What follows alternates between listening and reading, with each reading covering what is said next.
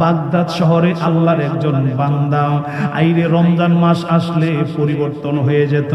রমজান মাস আসলে টুপি পরতো গো, আরে পাঞ্জাবি লাগাইতো, আতর গোলাপ দিয়া সাজ কইরা 5 ওয়াক্ত নামাজ পড়তো, রোজাটা সুন্দর করে রাখতো, চোখের পানি ছাইরা কাঁদতো।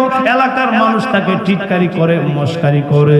দেখো না, একটা ভাব ধরছে, রমজান মাস আসলে একটা ভাব ধরে, একটা টুপি দেই আর একটা পাঞ্জাবি দেই, আতর গোলাপ যা আছে সবকিছু দিয়ে আবার সুরমাও দেই, আবার রোজাও রাখে, সারা বছর নামাজ পড়ে না, সারা বছর ভালো কাজ করে না, রমজান মাস আসলেই তার একটা পরিবর্তন হয়ে যায়।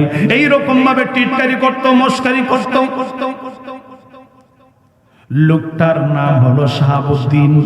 এই শাহাবুদ্দিন নামের লোকটা রমজান মাস চাঁদ ওঠার সাথে সাথেই গো নিজের সাজাইতো সুন্দর করে, আরে সুন্দর করে মাথার মধ্যে টুপি দিয়া, পাঞ্জাবি দিয়া, আরে পায়জামা দিয়া, সুন্দর লুঙ্গি পইরা, পাক সাপ লুঙ্গি কাপড় পরিধান কইরা 5 ওয়াক্ত নামাজ আদায় করত, আবার নফল নামাজ আদায় করত, রমজানের রোজা রাখতো।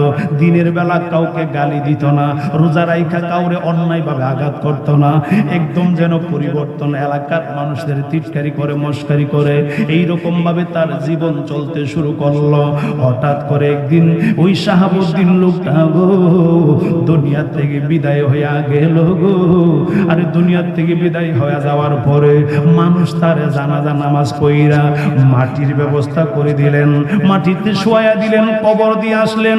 এই এলাকার ইমাম সাহেব রাত্রে বেলা যখন ঘুমায়া গেল, ঘুমের ঘরে স্বপ্নে দেখে ওই শাহাবুদ্দিন ব্যক্তিটা, যেই ব্যক্তি সারা বছর কোনো ভালো আমল করতো না, সারা বছর তেমন একটা নামাজ পড়তো না, তেমন একটা ভালো আমল করতো না, কিন্তু রমজান মাস আসলে পরিবর্তন হয়ে যাইত, ভালো ভালো আমল করতো, সুন্দর পোশাক পরিধান কইরা, পাক সাপ পোশাক পরিধান কইরা আল্লাহকে ডাকতো, জিকির করতো, রোজা রাখতো। ওই লোকটারে দেখা যায়, ইমাম সাহেব দেখে স্বপ্নের ভিতরে লোকটারে জান্নাতের ভিতরে দেখা যায়।